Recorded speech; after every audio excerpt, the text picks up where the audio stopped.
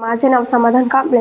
मी आता 7वीत शिकतो. धडा 3. तोडणी. गाव सोडून गाडीत बसल्यावर सगळ्यांच्या डोळ्यांसमोर फक्त ऊस दिसत होता. निघाल्यापासून गावाकडच्या विचारानं सगळ्यांच्या मनात काहूर उठलं होतं. परक्या गावात आपण केव्हा आलो हे तारा अन शंकरला उमगलंच नाही. सगळ्या तोडणीवाल्यांनी मराठी शाळेजवळच्या मोकळ्या जागेत गाड्या सोडल्या. बैलांच्या मानेवरचं जू खाली ठेवता सगळी बैल शेपटी अंगावर मारत अंग गाजवायला लागली. बायकांनी गाडीजवळ चुली पेटवल्या. बाप्या माणसांनी बैल अन पोरांनी बादल्या कळशा घेतल्या व नदीवर गेले. दामूनही आपली बैल नदीवर पाणी पाजून आणली. मीरा अन वसंतनं झिऱ्यावर पाण्यासाठी नंबर लावला होता. तारानं भाकरी थापून तव्यावर पिठलं टाकलं. तेवढ्यात पोरं पाणी घेऊन आली. आव पाचुंदा सोडा. लक्ष्मीनं दिलेला आवाज दामूनं ऐकला आणि पाचुंदा सोडून गुडघ्यानं सरमड कडाकडा मोडून बैलांसमोर सारलं. तसा रामा, धोंडू, शंकर सगळ्यांनी आपापल्या परीनं बैलांसमोर सरमड मोडून टाकलं. पिठलं भाकरी पोटात ढकलून सगळ्यांनी अंथरून पसरली. तांबडा फुटताच तारा झटकन अंग झटकून उठली. तिनं जर्मलच्या पातेल्यात चहा ठेवला. शंकर जांभाई देत उठलं. त्यानं अंथरुणाची वळकटी केली. तारानं तोंडावर पोचारा मारला आणि बिनदांडीच्या कपात लाल चहा शंकरच्या पुठ्यात केला.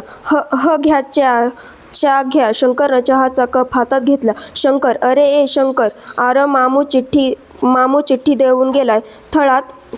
थळात जायचं आहे, निघाया पाहिजे. दामूचा आवाज कानावर पडताच हा आलू असं म्हणत शंकरनं घटाघटा चहा पोटात ढकलला. सगळ्यांनी नदीच्या काठावर मोकळ्या रानात सामान उतरवलं अन थळाचा रस्ता धरला.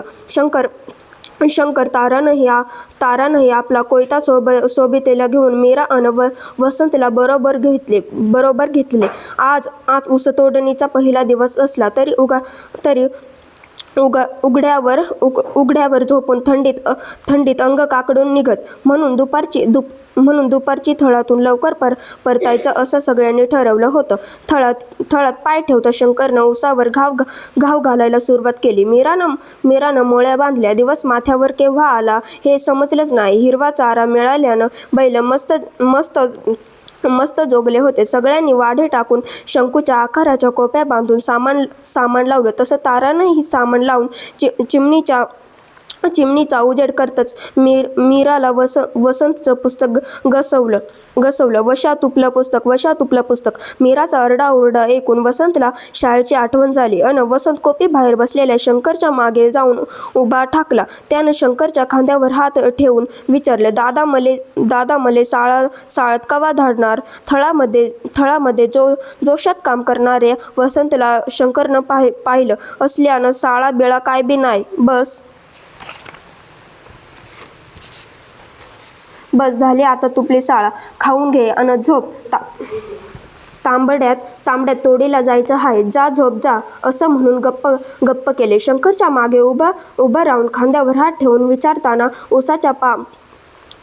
ऊसाच्या पाचटानं साळलेल्या अंगावर खुणा पाहून वसंत हबकून गेला होता. त्याच्या मनात शिक्षणाविषयीची उलघाल होत होती. शंकरच्या बोलण्यानं वसंत उपाशीच झोपला तर मीराला फार वाईट वाटलं. कोपीबाहेर अंधुक उजेडात तारानं चूल शिलगावून तवा ठेवला. भाकरी थापण्याच्या आवाजानं वसंतला जाग आली. शंकरनं देवर जाऊन गुंडाभर तर मीरानं कळशीभर पाणी आणलं. शंकरनं थळात जायची तयारी चालवली होती. मीरानं पाट्यावरची मिरचीचं वाटणं वाटून आईकडे दिलं. मिरे अगं आवर लवकर, त्या वशाला उठीव. अरे आवरा लवकर, गाड्या निघाल्या. शंकरच्या आवाजानं तारानं कालवणाला फोडणी दिली. सगळ्यांच्या गाड्या वाटेला लागल्या. शंकरनंही आपली गाडी जुंपली. तारा धुडक्यात कोयता, भाकरीचं पेंडक अन कालवण घेऊन गाडीत बसली. तशी मीराही परकर सावरत बसली. वसंत कोपी मागं खुटून बसला होता. तारानं वसंतपाशी जाऊन समजून काढून त्याला गाडीत बसवलं अन गाडी भुपाटाच्या रस्त्यानं वाटेला लागली. शंकर आणि तारा उसावर घाव घालत होते तर मीरा अन वसंत त्याच्या मोळ्या बांधून सडकेला आणून टाकत होते. सडकेवर पडलेल्या कागदावर वसंतची नजर वसंतची नजर खिळली तसा वसंतनं कागद उचलून हातात धरला, पण कागदावरच्या संस्कृतमधल्या शब्दाचा उलगडा नीट होत नव्हता. रस्त्यावर सापडलेल्या कागदावरचे शब्द वसंतनं आईला वाचायला लावताच पोरा, मले तरी कुठं वाचता येतंय, मपली शाळा तर दुसरीच झालीय असं आई म्हणाली. कागदावरच्या शब्दाचा मीराकडूनच नीट उलगडा होईल याची वसंतला खात्री होती, कारण मीराचंही शिक्षण कसंबसं 8वीपर्यंत झालं होतं. तो धावत जाऊन तिला म्हणाला, ताई, मला सडक्यावर कागद गवसला, त्यावर काय लिहिलंय बघ, काहीच कळत नाहीये. पोराचं शिक्षण अर्धवटच राहायची भीती ताराच्या मनात आल्यानं तिनं शंकरला बोलत केलं, पोराचं शिक्षण तोडलं, तुम्ही कामाला हातभार लागतो, पण त्याच्या आयुष्याचं काय? अगं व्हईल समजा, आता कुठं गाडी जराशी रुळावर आलीय. घाव घातलेल्या ऊस ताराकडे देत शंकर बोलला, मीराच्या डोक्यावरली मोळी खाली ठेवली. मीरा वसंतच्या हातातील कागद पाहू लागली. वसंत उत्कंठतेने मीराकडे बघत होता. ही वळवय, हे तर संस्कृतमधलं वाक्य होय. तमसो ज्योतिर्गमय असं लिहिलंय. मीरा म्हणाली, म्हणजे काय ग ताई? वसंतनं विचारलं. तमसो ज्योतिर्गमय म्हणजे अंधारातून उजेडाकडं, मीरानं सांगून टाकलं. म्हणजे ग ताई? पुन्हा वसंतनं विचारलं. आता तुला कसं सांगू? हे बघ वशा, तुला संस्कृतमधलं वाक्य वाचता आलं नाही म्हणजे अंधार, पुढल्या वर्गात जाऊन शिकलास तर मीराचं बोलणं पुरं व्हायच्या आतच तर काय होईल? वसंतनं विचारलं. तर वाचता येईल म्हणजे उजेड, म्हणजे अंधारातून प्रकाशाकडं, असं म्हणत मीरा माघारी फिरली. तितकात वसंतनं मीराचा हात धरून थांबवत म्हटलं, अगं पण दादानंच ते शिक्षण तोडलं, तवा वाचायला तरी कसं येणार ताई? काही झालं तरी मी शिकणारच. त्याचं हे बोलणं ऐकून तडातडा तुटणाऱ्या उसागत वसंतचंही शिक्षण तुटलं असल्याची जाणीव शंकरला झाली. बाजार असल्यानं आज तोडणी बंद होती. आजूबाजूच्या कोप्यावरली सारी पोरं शाळेत गेल्यानं वसंत एकटाच कोपेबाहेर बसून काय करावं या विचारात होता. शेजारच्या कोपीतून दामूची बायको लक्ष्मी कालवणाच्या फोडणीचं वाटणं वाटायला बाहेर आली. पाट्यावर मीठ मिरचीचं वाटता लक्ष्मीनं वसंतकडे पाहिलं. वशा, तू आज शाळेला नाही गेलास व्हैर?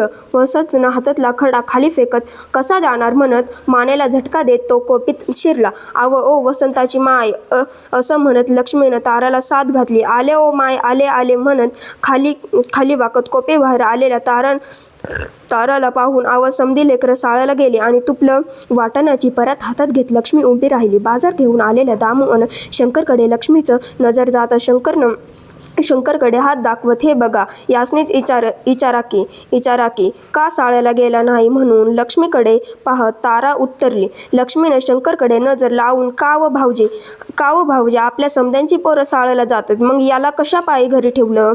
त्याचं शिकायचं वय आहे तर शिकू द्या की, मोठा झाला की कामच करणार आहे. वय मी बी तेच म्हणते. हिचं बी शिक्षण अर्धच राहिलं. मीराच्या डोक्यावर हात फिरवत तारानं लक्ष्मीच्या बोलण्याला साथ दिली. तारानं स्वतःच्या शिक्षणाचे आभाळ झाल्याचं म्हणत मीराच्या शिक्षणाची स्तुती केली आणि शंकरला म्हणाली, अव ही लक्ष्मी माय काय म्हणतीया ते तरी बघा. वशाला शाळेला घाला म्हणतीया, थोडंसं पैक कमी मिळतील, पण तो आपल्यासारखा अडाणी तर नाही ना राहणार. जाऊ द्या त्यासनी शाळेला. शंकर म्हणाले. लक्ष्मी वहिनी, समजा खरे, पण हातातला बाजारातली थैली ताराकडे दे. शंकर मान फिरवत, आता पणबिन काय बी सांगू नकस. उद्यापासनं त्याला शाळेला धाड. सगळं बोलणं ऐकल्यानं दामूनं तोंड उघडलं. कोपी बाहेर चाललेल्या सगळं बोलणं आपल्या विषयी असल्यानं वसंतला उभारी आली अन तो कोपी बाहेर येऊन उभा राहिला. आता समधीच म्हणत्यात तर जाऊ द्या, नाही म्हणू नका, पुढला विचार करा. तारा म्हणाली. वसंतकडे पाहत, ए पोरा ए म्हणून त्याला जवळ घेत तारानं वसंतला कुरवाळलं. आता तुम्ही समधीच म्हणत्यात तर म्या तरी कशाला आडवा येऊ? वसंत, ए इकडं पोरा, आता तू उद्यापासून शाळेला जायचं बरं का? हे बघ, पुढल्या बाजारी आपण तुझ्यासाठी पेन आणू. वसंतला जवळ घेऊन पाठीवर हात फिरवत शंकर म्हणाला.